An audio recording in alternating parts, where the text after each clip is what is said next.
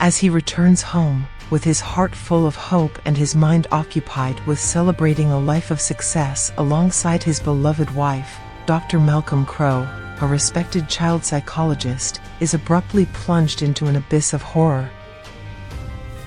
Suddenly, like an apparition emerging from the shadows, Vincent Gray, one of his former patients, bursts into his home.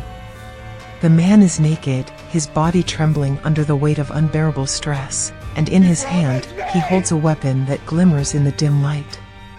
With wide eyes and a voice laden with anguish, Vincent accuses Malcolm of abandoning him to a life of terror and despair.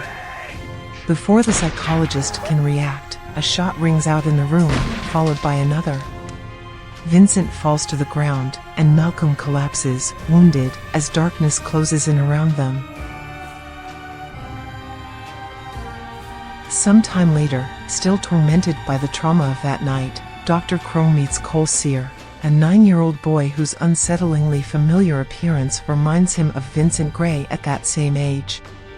Cole, like Vincent, is a victim of inexplicable fits of terror that make him the target of his peers' mockery and bullying. His mother, helpless and desperate, watches as her son sinks into a world of fear and loneliness. Malcolm, driven by a deep sense of guilt and determination, decides to earn the child's trust, convinced that this time he will not fail as he did with Vincent. However, this obsession with helping Cole begins to fracture his relationship with his wife, whose connection with him slowly fades, like a distant echo of what it once was. As Malcolm delves into Cole's world, he uncovers a secret that chills him to the bone.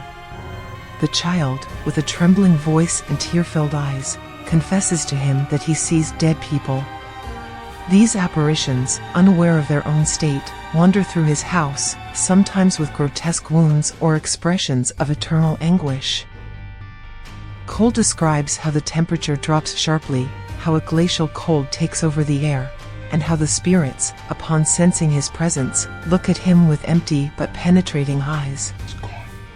The child, terrified, takes refuge in a tent, unable to understand why these beings choose him, why they force him to witness their suffering.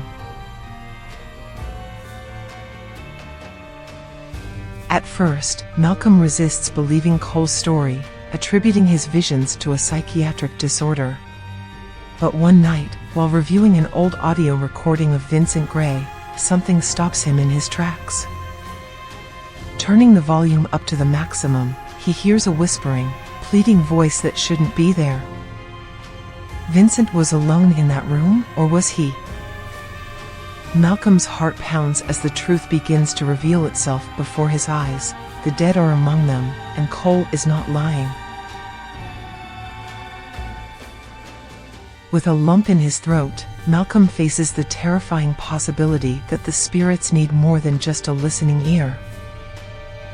Maybe, he thinks, they need help understanding their own death, to find peace. This hypothesis, although chilling, turns out to be true. Cole, guided by Malcolm, begins to interact with the spirits, helping them confront their reality. In a climactic moment, the boy helps the spirit of a girl reveal that she was poisoned by her stepmother, a woman tormented by Munchausen syndrome.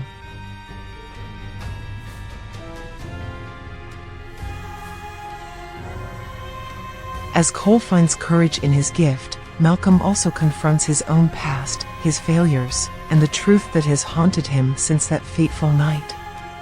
Horror, suspense, and anguish intertwine in a story that not only speaks of the dead but also of the living who must learn to coexist with their ghosts. With a heart full of relief and a sense of purpose fulfilled, Dr. Malcolm Crowe bids farewell to Cole, who, with a look full of wisdom beyond his years, whispers a piece of advice: talk to your wife while she sleeps. These words resonate in Malcolm's mind, reminding him of the distance that has opened up between him and Anna since that traumatic night. His wife, once warm and present, is now a cold and distant shadow, immersed in a silence that seems unfathomable. Vincent Gray's intrusion not only fractured their home but also sowed deep anguish in Anna, who seems to have taken refuge in sedatives to escape a reality that consumes her. Upon finding her asleep on the sofa, with a pale face and limp hands, Malcolm notices how a gold ring slowly falls from her fingers.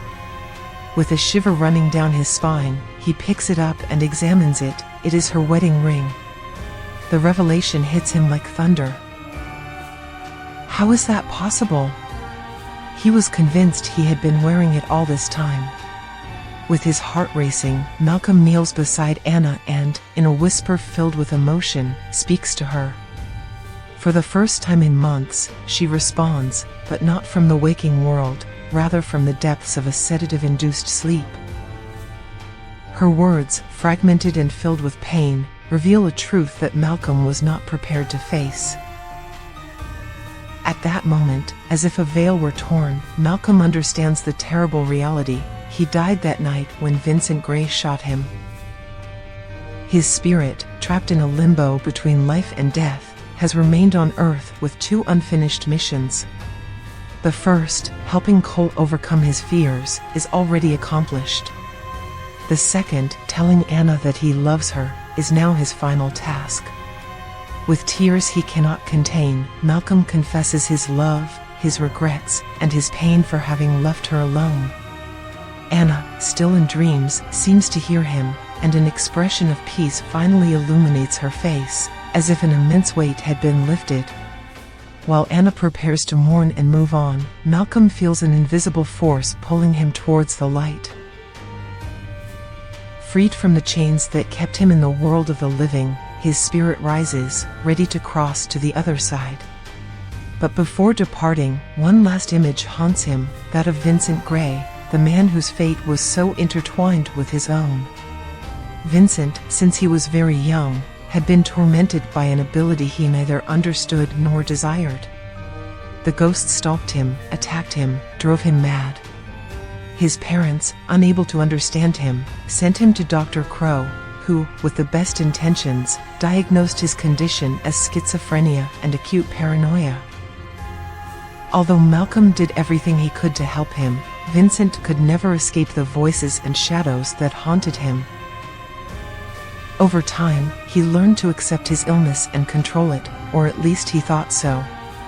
But the ability, far from disappearing, resurfaced with greater strength in his adulthood, bringing him to the brink of madness. Blinded by anger and despair, Vincent blamed Malcolm for not healing him, for not saving him from his torment. That very night, while Dr. Crow was celebrating an award for his work, Vincent burst into his life one last time, armed and determined to end his suffering. The shot that ended Malcolm's life also marked the beginning of a spiritual journey that neither of them could have imagined.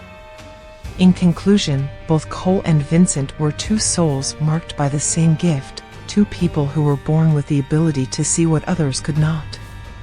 Both were treated by the same psychologist, one in life and the other after death.